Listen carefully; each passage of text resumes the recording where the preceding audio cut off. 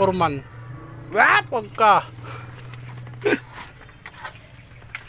Oh, nakapag-video lang tayo at naalala ko itong ating ginagawa.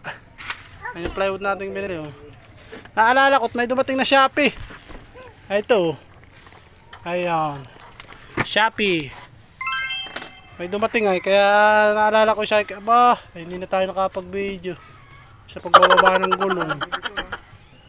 Ay, naibaw na namin yung gulong. Ay, walang video. Hindi na namin ipakita sa inyo guys na paano magsilid nung gulong.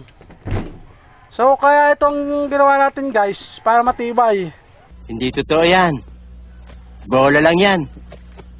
Dahil yung hollow block sa sobrang tagal ay lumalambot na.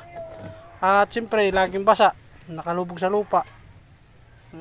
Kahit na may simento, siguro sa sobrang tagal natatabag mga idol na ay yung gulong ay sos ay pag-aapuhan at pag-aapuhan ng pag-aapuhan pa ng pag-aapuhan. What? Ang napakadaming apo ay matibay pa mga idol. Gago!